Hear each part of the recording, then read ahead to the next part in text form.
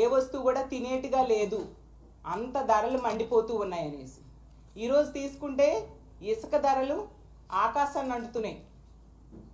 ఉచిత ఇసుక అన్నారు. ఎక్కడ ఉచిత ఇసుక? ఇసుక కొరత ఒకవైపు.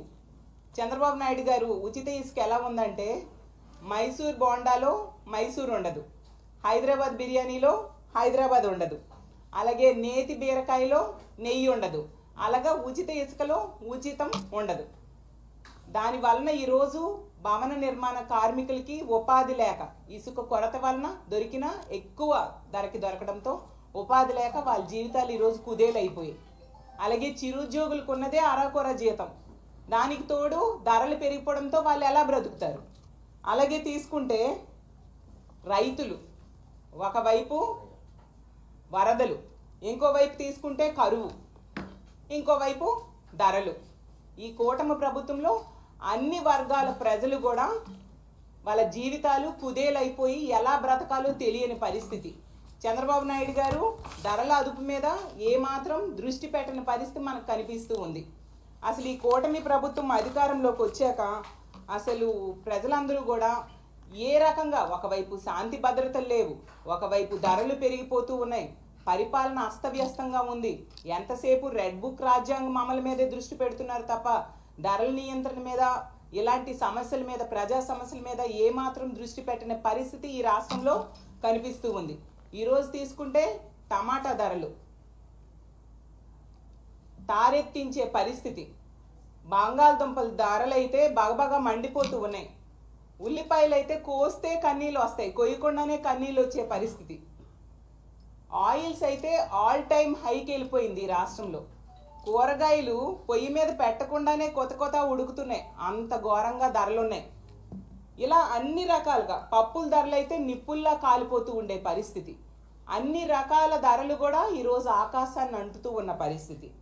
అసలు మన ఆంధ్రప్రదేశ్ రాష్ట్రంలో ధరలు దేశ సగటు కంటే ఎక్కువ రేటుకు ఉన్నాయంటే ఎంత ఘోరమైన పరిస్థితి ఇక్కడ నెలకొని ఉందో మనం అర్థం చేసుకోవచ్చు. అలాగే మనం చూస్తే చంద్రబాబు నాయుడు గారు ముఖ్యమంత్రి కాకముందు మే 3న ధరలు తీసుకుందాము. టొమాటో మే 3న 23 రూపాయలు ఉంటే ఈరోజు 110 రూపాయలు ఉంది. అలాగే ఉల్లిపాయలు మే 3వ తేదీన 25 రూపాయలు ఉంటే ఈరోజు 80 రూపాయలు కొనాల్సిన పరిస్థితి.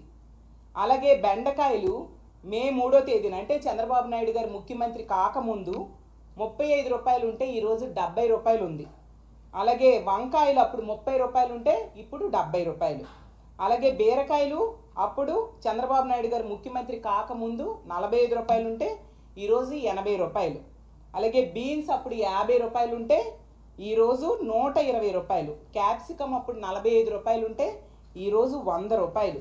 అసలు వెల్లుల్లిపాయలు అంటే అసలు గతంలో ఎన్నడూ లేనట్టుగా ఈరోజు 440 రూపాయలు ధర పలుకుతూ ఉంది. సామాన్యులు ఎలా బ్రతుకుతారు? అసలు ఏ కూరగాయలు తీసుకున్నా కేజీ 70 రూపాయల కంటే తక్కువ దొరకట్లేదు. ఆయిల్స్ అయితే లీటర్కి 15 నుంచి 30 రూపాయలు పెరిగిపోయింది. అలాగే తీసుకుంటే పప్పుల ధరలు 20% పెరిగిపోయాయి. అలాగే వంట నూనెలతో పాటు పామాయిల్, సన్ఫ్లవర్, వేరుశనగ అన్ని ధరలు కూడా ఇలా ఆకాశాన్ని అంటుతుంటే ప్రజలు ఎలా బ్రతుకుతారని నేను ప్రశ్నిస్తూ ఉన్నాను. ప్రభుత్వం ఏం చేస్తుంది? ధరల నియంత్రణకి ఎందుకు చర్యలు తీసుకోవట్లేదు అని నేను అడుగుతూ ఉన్నాను.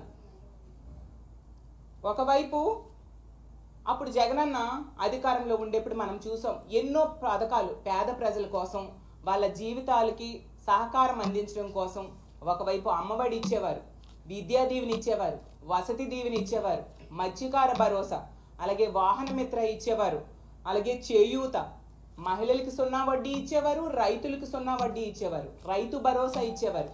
ఇన్ని పథకాలు ఇచ్చి వాళ్ళకి ఆర్థికంగా ఆదుకోవడమే కాకుండా ధరలు కూడా అదుపులో ఉంచడం కోసం ధరల స్థిరీకరణ నిధిని అప్పుడు ఏర్పాటు చేశారు.